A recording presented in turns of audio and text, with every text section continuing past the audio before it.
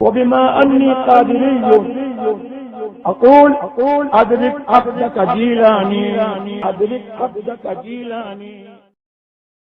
عزیزان ملت اسلامیہ، بزرگوں اور نوجوان دوستوں اور عزیز بچوں، السلام علیکم ورحمۃ اللہ تعالی وبرکاتہ۔ الحمد للہ رب العالمین والعاقبۃ للمتقین والصلاة والسلام على سيد الأنبياء وسيد المرسلين وعلى آله الطيبين الطاهرين وأصحابه الكرام أجمعين، أما بعد، فأعوذ بالله من الشيطان الرجيم، بسم الله الرحمن الرحيم، حاميم والكتاب المبين، إنا أنزلناه في ليلة مباركة إنا كنا منذرين، صدق الله العظيم وبلغنا رسوله النبي المتين الأمين الكريم۔ بعد توحید کے متوالو، شمع نبوت کے پروانوں، غوث و خواجہ و رضا کے دیوانوں، آئیے ہم سب مل کر عقیدت و محبت کے ساتھ ہم سبوں کے آقا و مولا مدنی دلہا، تاجدار عرب و عجم، صاحب لطف و کرم، رحمت للعالمین، شفیع المذنبین، سرکار ابد قرار سید ابرار و اخیار، احمد مختار محمد رسول اللہ صلی اللہ تبارک و تعالی علیہ وآلہ واصحابہ وبارک وسلم کی بارگاہ کرم میں ہدیہ درود و سلام پیش کریں۔ پڑھیے درود پاک، اللہم صلی علی سیدنا و نبینا و مولانا محمد کما تحب و ترضى بأن تصلی علیہ صلاۃ و سلام علیک یا سیدی یا حبیبی یا رسول اللہ، یا غوث آدم بمن بے سر و ساما مدد، قبلہ دی مدد، کعبہ ایما مدد۔ حضرات گرامی، یہ مہینہ شعبان المعظم کا ہے، اور یہ بڑا ہی برکت و رحمت والا مہینہ ہے۔ اس مہینے کی سب سے بڑی فضیلت یہ ہے کہ آپ کے ہمارے آقا علیہ السلام نے ارشاد فرمایا، شعبان جو ہے وہ میرا مہینہ ہے۔ حضور نے اس مہینے کو اپنا مہینہ فرمایا۔ تب غور کرو، رسول پاک علیہ السلام کے صدقے میں اس مبارک مہینے میں اللہ تعالیٰ اپنے بندوں کو جہنم کی آگ سے آزادی عطا فرماتا ہے، گناہوں کی بخشش فرماتا ہے، عمر میں برکتیں عطا فرماتا ہے، رزق میں برکتیں عطا فرماتا ہے، اور حوادثات سے، مصائب و پریشانیوں سے اللہ تعالیٰ بچاتا ہے۔ تو اس مہینے کی عظمت کے متعلق قرآن کریم کی میں نے آیت پڑھی، حامیم والکتاب المبین۔ اللہ سبحانہ و تعالی نے ارشاد فرمایا، قسم ہے روشن کتاب کی، قسم ہے روشن کتاب کی، یعنی قرآن پاک کی، اللہ تعالیٰ جو ہے وہ قسم کھانے سے پاک ہے.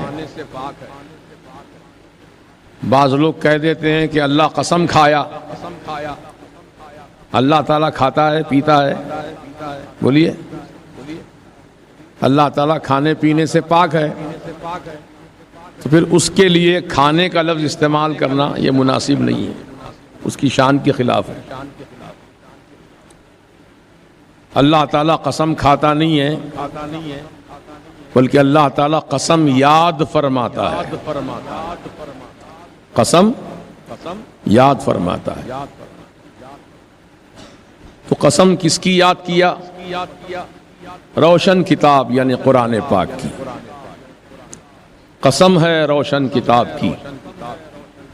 انا انزلناہ فی لیلۃ مبارکہ، بے شک ہم نے اس قرآن کو برکت والی رات میں نازل کیا. فی لیلۃ مبارکہ، برکت والی رات میں نازل کیا. اور قرآن پاک ہی میں ایک مقام پر اللہ نے فرمایا انا انزلناہ فی لیلۃ القدر، بے شک ہم نے اس قرآن کو شب قدر میں نازل کیا. سورہ انا انزلنا میں شب قدر کا ذکر فرمایا اور سورہ دخان میں برکت والی رات کا ذکر فرمایا. دونوں باتیں بھی اللہ تعالیٰ کی ہیں، دونوں کلام بھی اللہ ہی کا ہے. تو پھر کون سی آیت صحیح مانی جائے؟ ایک آیت میں فرما رہا برکت والی رات میں، ایک آیت میں فرما رہا قدر کی رات میں، تو دونوں باتیں صحیح کیسے ہیں؟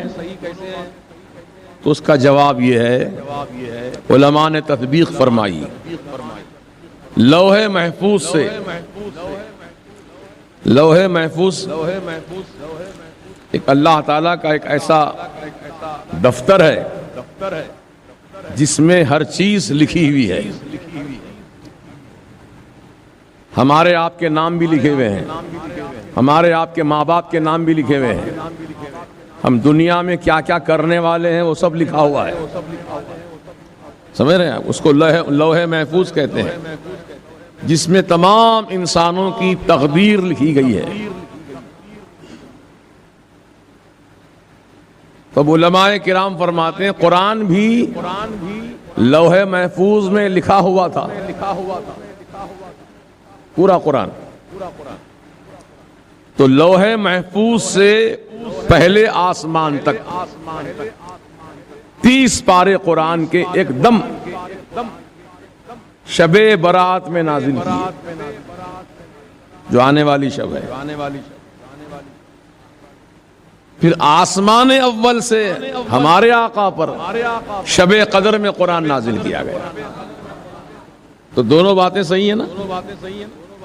پہلی بات یہ ہے کہ شب برات میں لوح محفوظ سے پہلے آسمان تک قرآن اتارا گیا. پھر پہلے آسمان سے ہمارے آقا پر شب قدر میں قرآن کا نزول ہوا. اور وہ بھی ایک دم نہیں آیا قرآن حضور پر.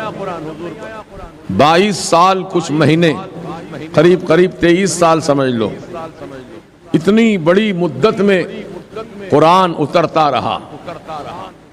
جیسے جیسے ضرورت تھی اللہ تعالیٰ نے ضرورت کے مطابق قرآن کی آیتوں کو نازل فرمایا.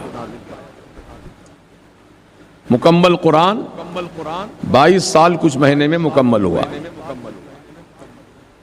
تو خیر قصہ مختصر یہ ہے کہ قرآن پاک جو ہے اللہ تعالیٰ کا بے مثل و بے مثال کلام ہے. اس کلام میں کوئی غلطی نہیں ہے، کوئی خامی نہیں ہے، کوئی شک والی بات نہیں ہے، کوئی شبہ والی بات نہیں ہے. قرآن میں جو کچھ ذکر کیا گیا ہے وہ سب حق ہے، سچ ہے. اس بات کو مانو. قرآن کی آیت ہر مسلمان کے لیے ایمان ہے. بولیے، ہمارا ایمان ہے قرآن پر، قرآن کی ہر آیت پر ایمان ہے۔ جب کوئی آپ کو قرآن پڑھ کر سنائے تو اس کو سنو خاموش رہ کر، تاکہ اللہ تم پہ رحم فرمائے۔ پھر قرآن کی آیت میں جو حکم دیا گیا ہے اس حکم کو مانو۔ قرآن عمل کے لیے، ہدایت کے لیے بھیجا گیا ہے۔ ہم مسلمان ہیں نا، ہمارے ماں باپ مسلمان، ہم بھی مسلمان، تو جو مسلمان ہم ہیں تو مسلمان کی ذمہ داری یہ ہے کہ وہ قرآن کے احکامات پر عمل پیرا ہو۔ جو حکم قرآن میں ہے عمل کرو، اس میں حجت مت کرو، بحث مت کرو، شک مت کرو، شبہ مت کرو۔ جو بات یقینی ہے اللہ تعالیٰ کے کلام میں، اس یقینی کلام کو مان لو اور اس پر عمل پیرا ہو جاؤ۔ ایسا کیوں، ویسا کیوں، ایسا حکم کیوں دیا، ویسا حکم کیوں دیا، یہ بحث کرنے کا ہم کو اختیار نہیں ہے۔ اللہ تعالیٰ نے قرآن پاک ہی میں ارشاد فرمایا ہے، فَلِمَ تُحَاجُّونَ فِي مَا لَيْسَ لَكُمْ بِهِ عِلْمٌ۔ تم قرآن کے بارے میں حجت کیوں کرتے ہو، کیوں بحث کرتے ہو جس کا تم کو علم ہی نہیں ہے؟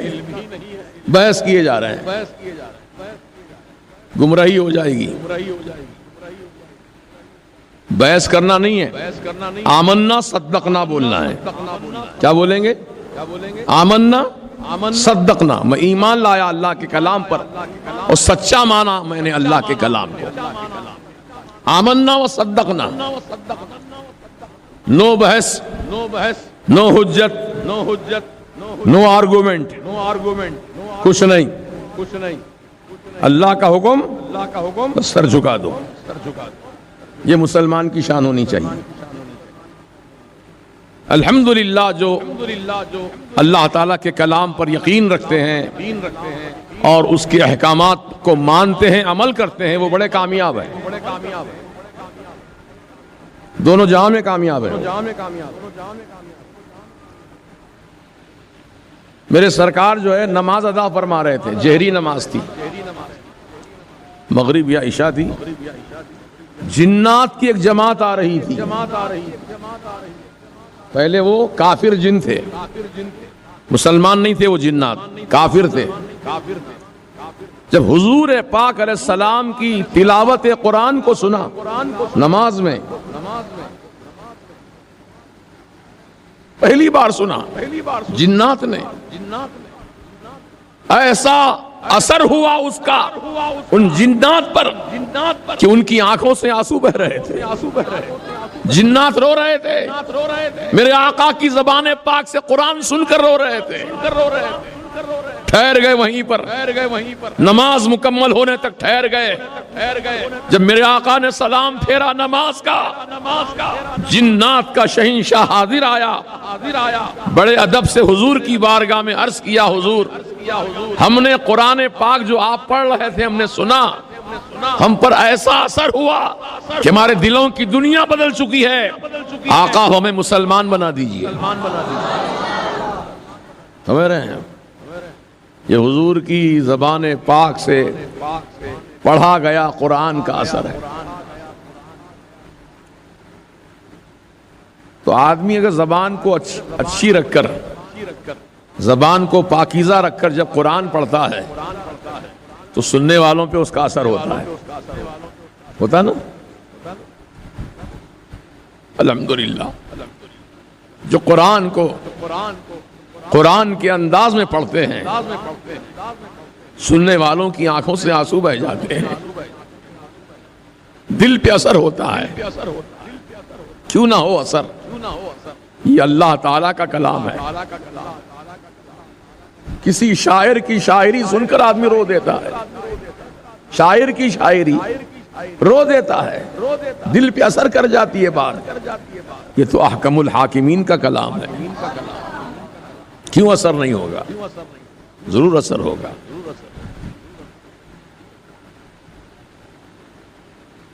تو شیاطین جنات بھی ہمارے آقا کی صحبت میں آ کر قرآن پاک سن کر مسلمان ہو گئے۔ یہ حضور کا معجزہ، یہ بھی، ورنہ جنات جو ہے بہت عجیب و قسم کی مخلوق ہے، وہ ناری مخلوق ہے، آگ سے پیدا کیے گئے، جلدی کوئی بات نہیں مانتے وہ لوگ۔ اللہ تعالیٰ نے قرآن کریم میں ارشاد فرمایا، جنات کو اور انسانوں کو اللہ نے جو پیدا کیا ہے، کیوں پیدا کیا؟ مقصد کیا ہے پیدا کرنے کا؟ ایسا ہی پیدا کر دیا؟ نہیں، بہت بڑا مقصد ہے۔ اللہ تعالیٰ قرآن کریم میں ارشاد فرماتا، سنیے،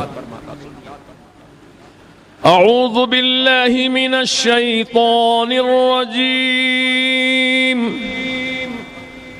وما خلقت الجن والانس الا لیعبدون۔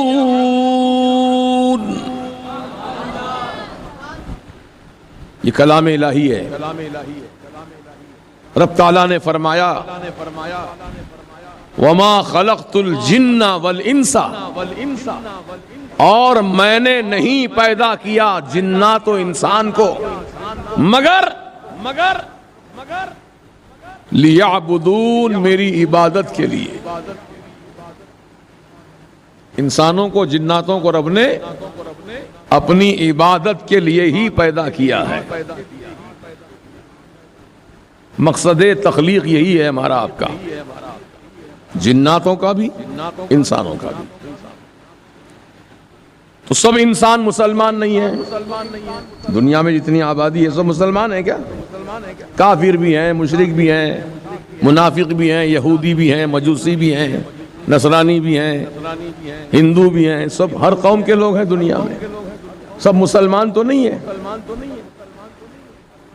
تو اللہ تعالیٰ نے جن کی مقدر میں ایمان رکھا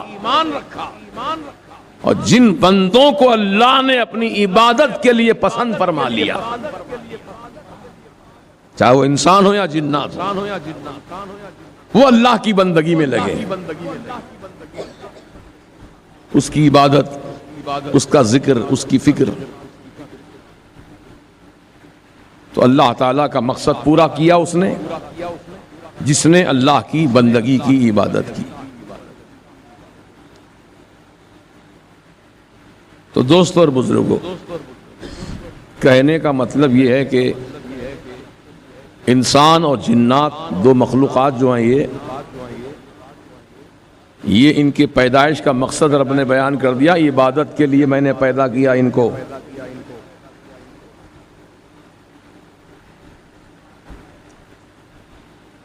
اب عبادت کے لیے رب نے پیدا کیا ہم کو، آپ کو، انسانوں کو، جناتوں کو۔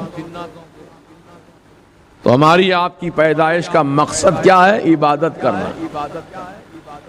پھر یہاں سوال پیدا ہوا، عبادت کا مقصد کیا ہے؟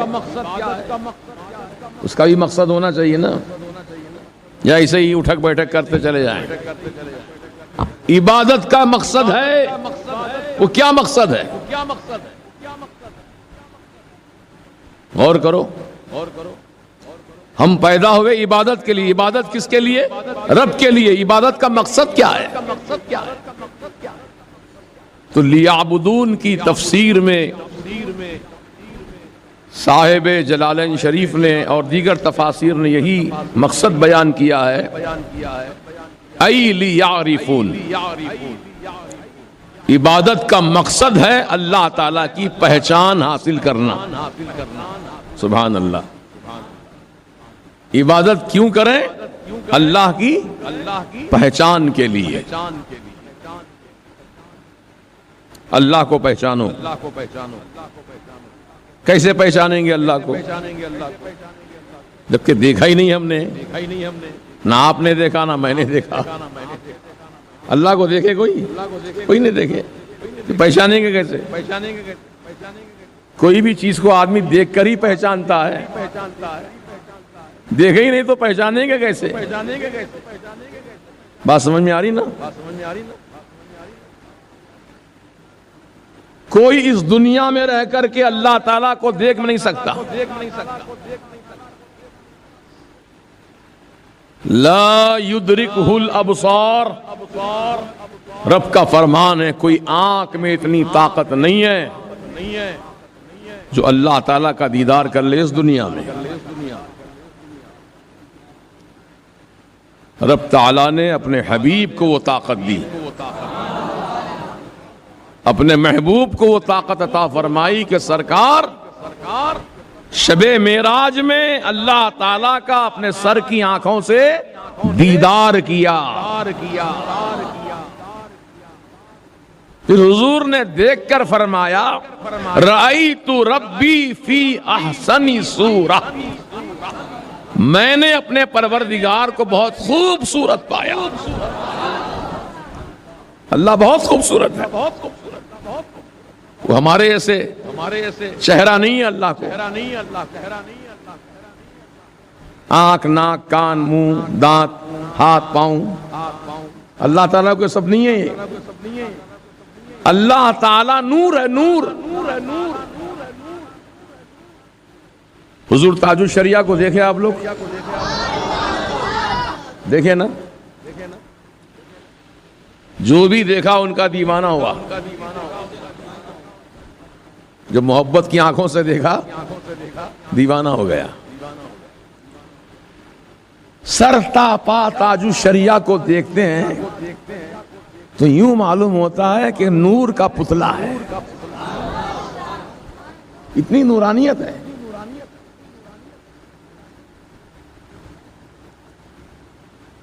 ان کے بدن پر, چہرے پر نور ہی نور برس رہا ہے. وہ کس کا نور ہے؟ اللہ اور اللہ کے رسول کا نور ہے. تو جس شخص پر اتنا نور برسے نور کا پتلا کہلائے. تو اللہ تعالیٰ جو نور ہی نور ہے, نور ہی نور ہے. میں سمجھانے کے لیے ایک آسان طریقہ بتایا آپ کو. اب اللہ کا نور کیسا ہوگا دیکھ سکتے ہیں؟ کوئی کسی آنکھ میں طاقت نہیں سوائے حضور کے. موسیٰ علیہ السلام نے تمنا کی تھی ربی ارینی انظر الیک, اے میرے پروردگار میں تجھے دیکھنا چاہتا ہوں, کیسا ہے تو مجھے دکھا, اپنا جلوہ دکھا. رب نے کیا جواب دیا؟ لن ترانی, نہیں دیکھ سکتے. اللہ اکبر. کس سے خطاب ہو رہا ہے یہ؟ اللہ کے نبی موسیٰ علیہ السلام سے رب فرما رہا ہے. عام انسان نہیں ہے, اللہ کے پیغمبر نبی ہیں, ان سے فرما رہا رب تعالیٰ لن ترانی, نہیں دیکھ سکتے. بہت اصرار کیا موسیٰ علیہ السلام نے, نہیں مولا دکھا دے, نہیں مولا دکھا دے, دیکھنا چاہتا ہوں, تیرا جلوہ دیکھنا چاہتا ہوں.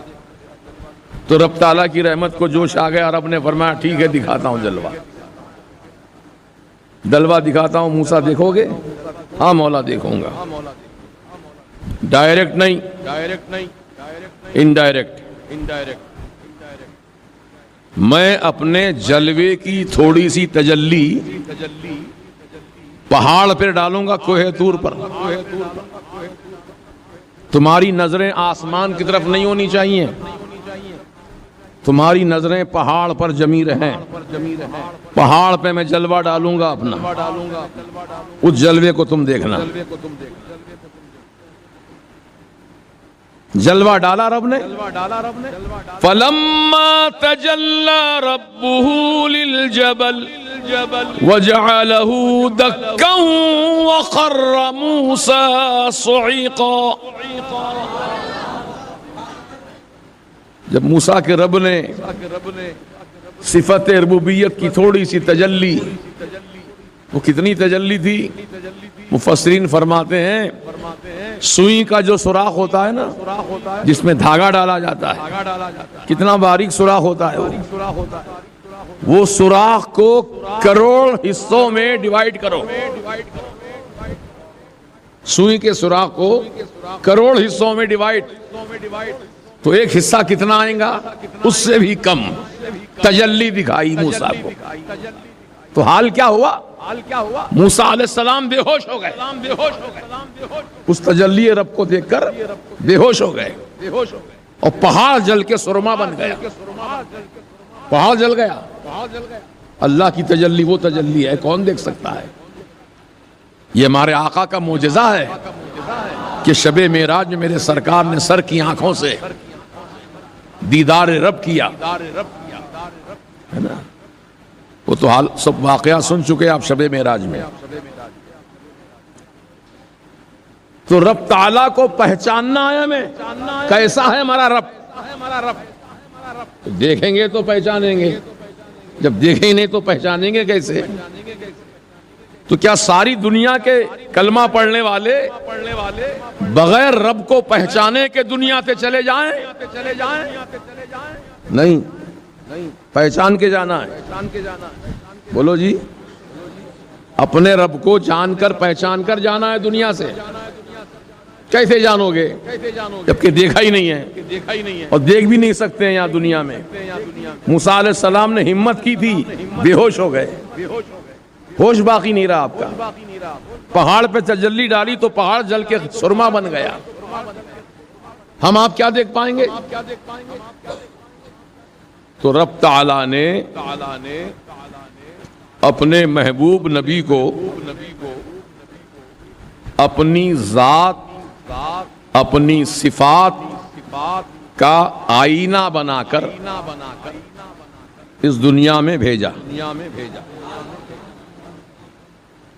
اب اللہ کو جاننا ہے تو رسول کو جاننا ہے،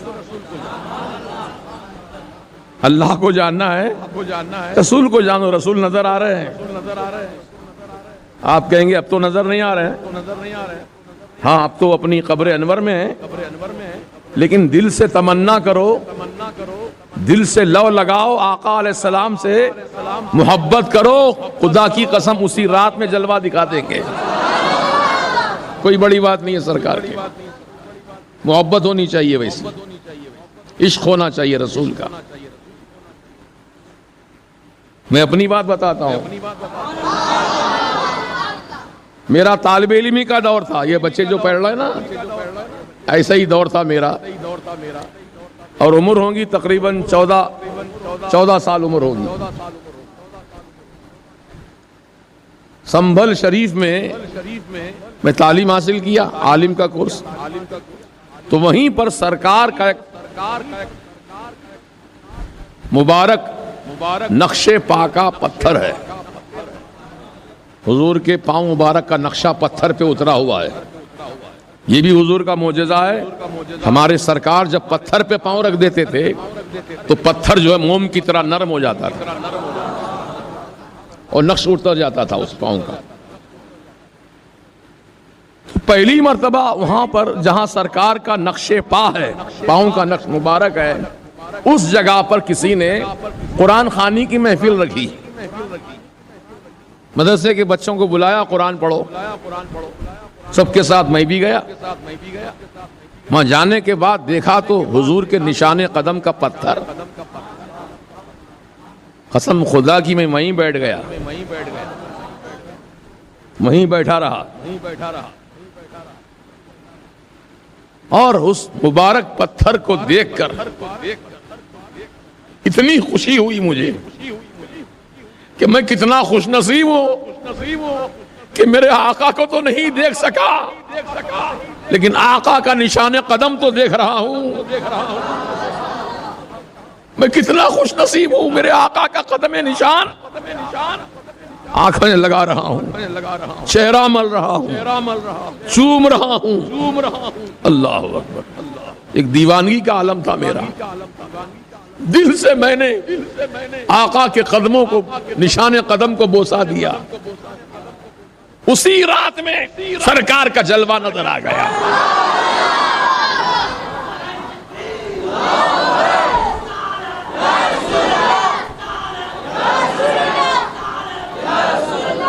کہنے کا مطلب یہ ہے میرے بھائیوں، نوجوانوں، بچوں، سرکار کو دل سے چاہو.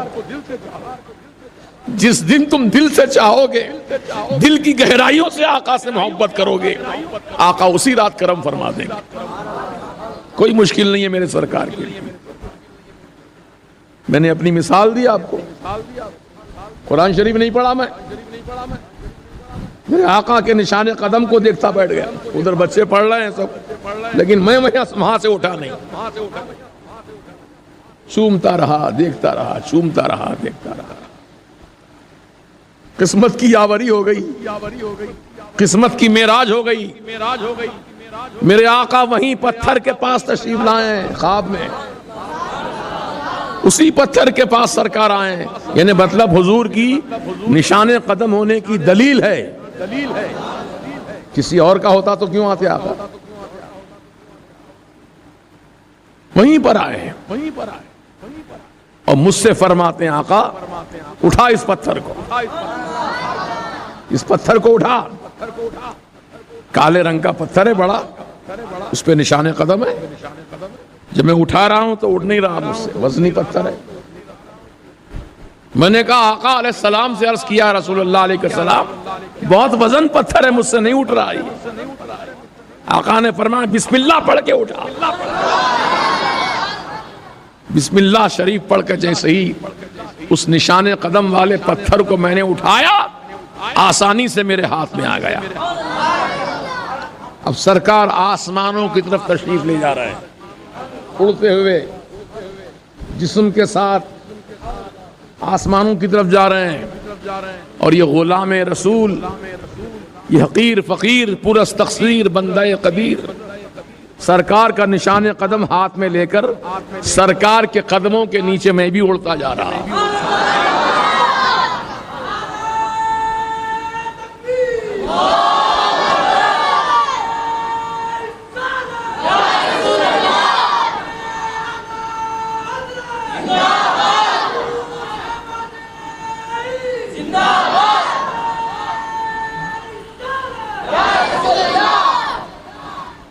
کئی جگہ ہیں سرکار کے نشان قدم. مکہ مسجد میں بھی ہے، دلی کی جامع مسجد میں ہے، سنبھل شریف میں ہے، اڑیسہ کٹک میں ہے، اور نہ جانے کہاں کہاں سرکار کے تبرکات ہیں. جب موقع مل جائے کہیں جانے کا تو ضرور زیارت کرنا،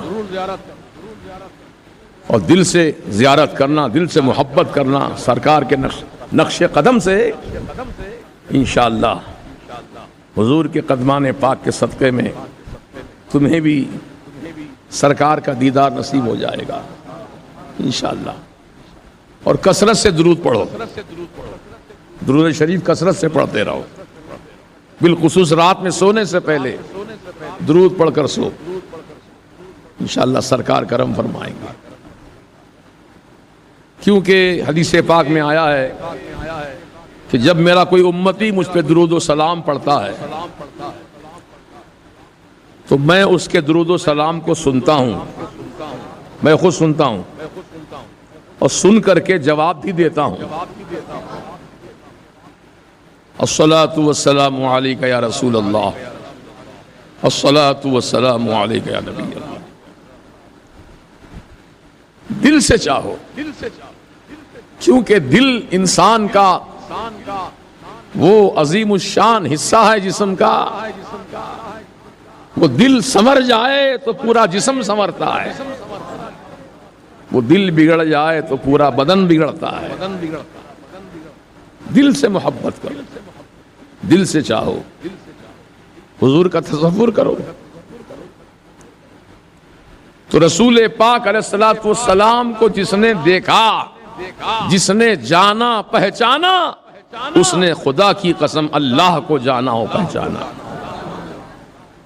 یہ ہے پہچاننے کا ذریعہ، ہے نا.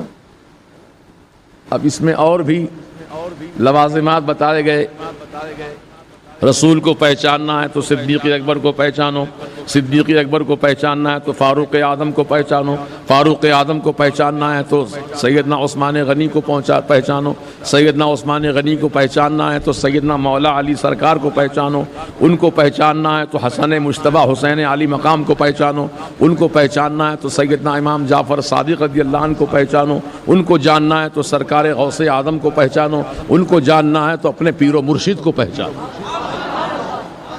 اپنے پیر سے پیرانے پیر تک، پھر پیرانے پیر سے رسول کی بارگاہ تک، یہ ذریعہ ہے پہچاننے کا۔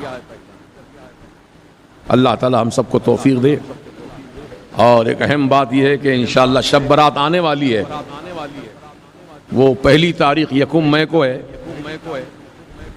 انشاءاللہ اس دن مرکز اہل سنت میں سیدنا مولا علی شیر خدا حیدر کرار رضی اللہ عنہ کی اولاد شہزادہ مولا علی ہے یہ، اور قسم خدا کی ان کا چہرہ، ان کی کیفیت دیکھنے کے بعد پتہ چلتا ہے واقعی یہ مولا علی کے شہزادے ہیں۔ بڑے بااخلاق، بہت اعلیٰ کردار، نورانی چہرہ۔ وہ تشریف لانے والے ہیں سید گلزار میاں صاحب۔ کیا نام ان کا؟ سید گلزار میاں صاحب، اسماعیلی واسطی۔ الحمدللہ ابھی ایک دو مہینے میں چند جلسوں میں حضرت کے ساتھ تقریر کرنے کا فقیر کو موقع حاصل ہوا۔ حضرت نے مجھ فقیر پر بڑا کرم کیا، بہت پسند کیا، دعائیں دیں۔ اب وہ شب برات میں انشاءاللہ ہمارے پاس آنے والے ہیں، تو حضرت کی زیارت کیجیے۔ حضرت تھوڑا بہت خطاب کرتے ہیں، دعائیہ کلمات، لیکن اصل ان کی حاضری اور ان کی دیدار سے مشرف ہونے والے کامیاب ہیں۔ اور یہ فقیر کہتا ہے کہ سیدنا مولا علی کا جیسا چہرہ تھا، اس چہرے کی شباہت سید گلزار میاں کے چہرے میں نظر آتی ہے۔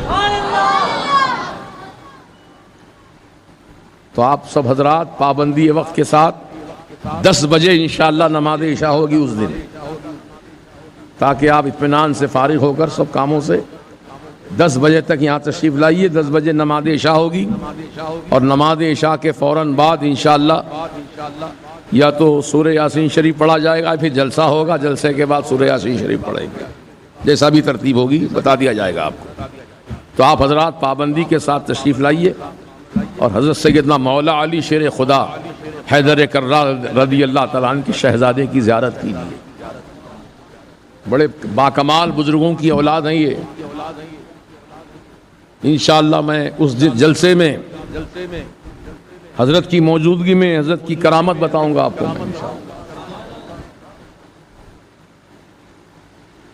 آپ جتنے میرے احباب یہاں بیٹھے ہیں آج جمعہ میں، اپنے ساتھ کم از کم 2 اپنے بھائیوں کو لے کر آئیے، اکیلے مت آئیے، 2 دوست ہوں یا 2 بھائی ہوں آپ کے ساتھ لیتے آئیے۔ اور شب برات ہے، وہ تو برکتیں لوٹنے کی رات ہے، رحمتیں لوٹنے کی رات ہے، جہنم کی آگ سے آزادی پانے کی رات ہے، وہ بڑی برکت والی رات ہے۔ مولا علی کے شہزادے کو دیکھ کر ہم دعا کریں گے، اللہ پاک ان کے صدقے میں ہماری دعا قبول فرما لے گا۔ تو میں امید رکھوں آپ سے کہ آپ بھرپور تعداد میں تشریف لائیں گے انشاءاللہ۔